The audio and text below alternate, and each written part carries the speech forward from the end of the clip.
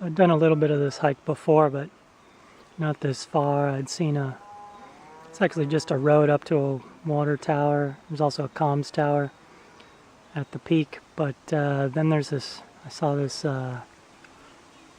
dirt trail offshoot. I told myself I'd have to come back sometime and explore it. So that's what I'm doing today.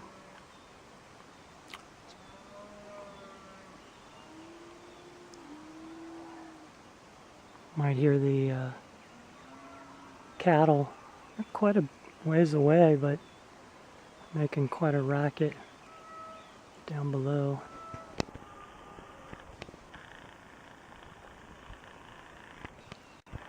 Zoom in on some of these guys.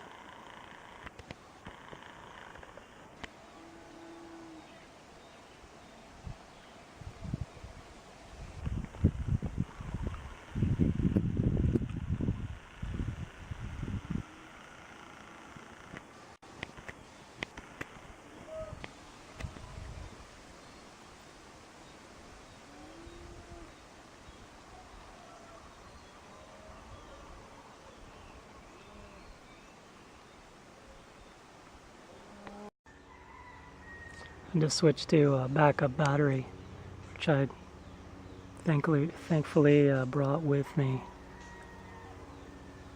Anyway, so one of the things I've been thinking about for a while, is the duality of almost everything. It seems like no matter what you are talking about, there are positives and negatives. It could be, say, a talent you have. You know, you have these people who are fantastic athletes or musicians or whatever, but then they can make an incredible living off of it. But then sometimes outside of that arena, they're like a fish out of water, or they get frustrated because they aren't valued by society outside of being almost that proverbial songbird in a cage. I think you see this a lot with singers, maybe even female singers primarily, in that they're almost treated like songbirds or something. And so while they're able to have a really nice life, or have some nice aspects of life, they also have a bit of anguish or torture, in that no one wants to really hear anything come out of their mouth at times except those incredible notes when they're singing. Same thing with an athlete. You know, he may be so good, probably be, they all have natural talent at the pro level, but they might,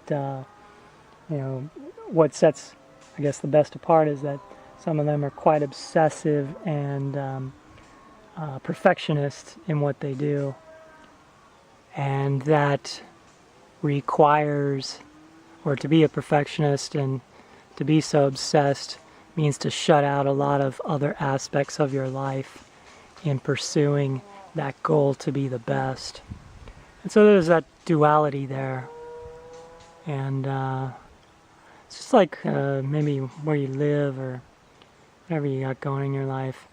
There's good aspects and there's bad aspects. There's never all of one or all of another. You might live in some town and there might be some nice aspects to it and other things not so good. Maybe it's a beautiful place, but maybe there's a lot of traffic. Or maybe there's no traffic, but it's not that beautiful of a place, or there's not much to do. There's that duality. And it's occurred to me over the past year or two that it seems like there's a duality in just about everything when I think about it. And so that concept just kind of pops up into my, or whenever I come across something that echoes the notion of duality, I kind of take note of it.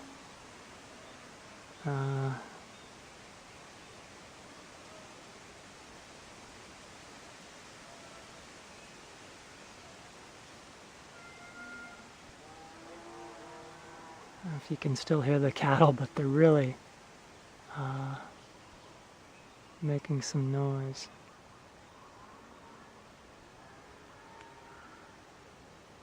Got some strawberry guava here in the bushes and I pick along the way, and also this vine right here, it's growing along the trail, is passion fruit, so when I see some ripe passion fruit I'll pick them and take them home with me.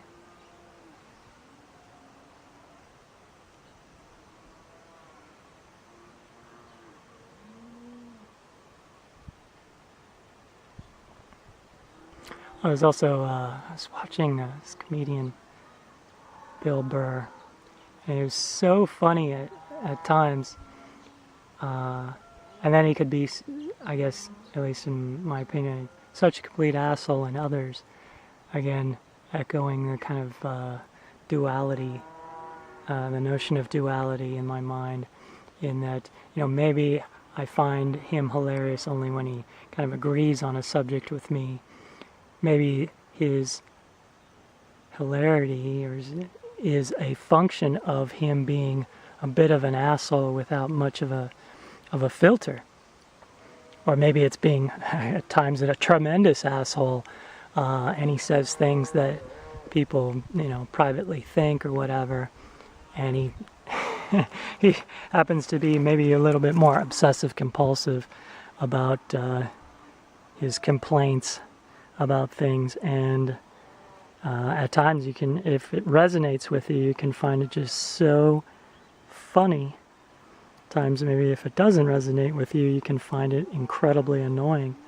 But there's that duality to his comedy.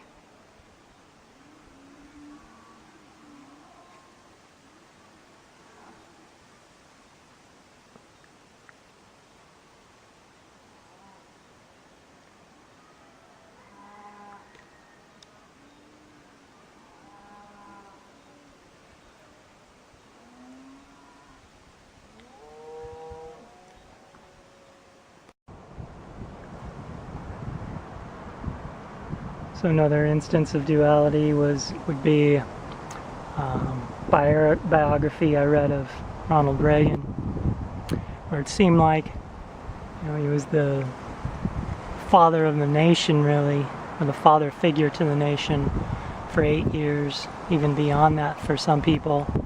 But as a father to his children, I think some of his children may have felt that he came up short a little bit. So there's that duality of his greatness. And it seemed like he was more interested in larger, more fundamental issues of freedom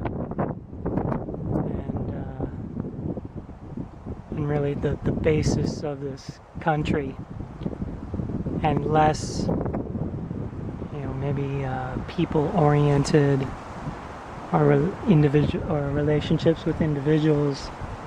Maybe wasn't his forte as much, even though he's, you know, came across as pretty charming. I think maybe he kept his distance from people, except for very few, like his I think it was his second wife was Nancy.